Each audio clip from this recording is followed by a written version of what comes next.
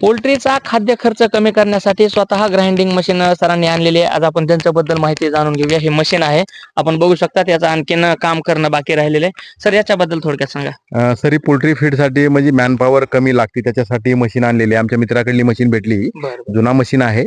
अगोदर ग्राइंडिंगची साधी मशीन होती माझ्याकडे. ही ऑटोमॅटिक सिस्टीमची मशीन आणली. त्यात 1000 किलो फीड तयार केलं जातं. ग्राइंडिंग करून पूर्ण ह्याच्यात फीड मिक्स केलं जातं. बरोबर आहे. मिक्स करून खाली फीड येतं. त्याच्यामुळे मॅनपॉवर ह्याला कमी लागली, गाड्याचा त्रास कमी होतो. बरोबर आहे. मग ह्याच्यामध्ये धान्य जे टाकायचे आपल्याला, मकाच्या व्यतिरिक्त कोणतं कोणतं? मका, डीओसी आणि जे 10% असतं ती सगळं फीड तिन्हीचं प्रमाण असतं, ती मिक्स करून वापरलं जातं. बरोबर. मग याच्यामध्ये ते ग्राइंड म्हणजे दळून सगळं डायरेक्ट आपल्याला सुग्रास फीड तयार होते. Yes yes. बरोबर आहे. सर किती खर्च आला ह्याला आपल्याला? ह्या मशीनची किंमत तशी 2.5 लाख रुपये आहे. बरोबर.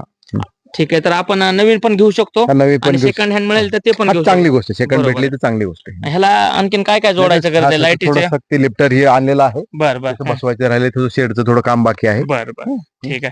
तर ह्याचा आपल्याला नक्कीच फायदा खाद्य खर्च कमी करण्यासाठी होणार आहे. 100%. ठीक आहे सर. आता आपण इकडे पाठीमागे बघू शकतात की सरचं दुसरं शेड आहे, आणि सगळ्यात महत्वाचं की शेडचा खर्च कमी करण्यासाठी आणि अनुभव महत्वाचा आहे की हाईट कमी ठेवल्यामुळे खालची थंडी हवा आणि उन्हाळ्यामध्ये त्याचे गरजेचे बघा हे पत्रे मारलेले आहेत. खूप जास्त खर्च न करता हे अशा पद्धतीचा शेड कमी खर्चामध्ये व्यवसाय सुरू होणार आहे.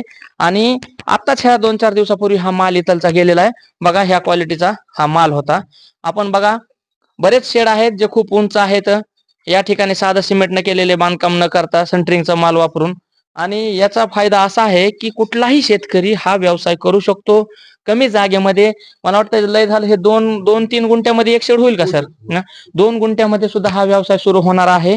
आणि सरांनी जसं सांगितलं की सगळ्याचे भाव कमी जास्त होतील, पण चिकनचा भाव कधीच कमी होणार नाही आणि त्याची सतत मागणी आहे. कमी होईल, पण भाव नंतर येईलच, कारण की कंटिन्यू वर्षभर भाव कमी नसतो किंवा जास्त पण नसतो. ह्याला म्हणजे तुमच्या ह्याच्यानुसार मार्केटनुसार थोडा कमी जास्त केला जातो. त्याच्यामुळे वर्षभर तुम्हाला फार्मिंग करावं लागतं. बरोबर आहे. वर्षानुवर्ष जर केली तर तुम्हाला परवडतं. तुम्ही जर सीझन वाईज उन्हाळ्यात केलं, पावसाळ्यात बंद केलं तर असं पॉसिबल नाही. बरोबर आहे.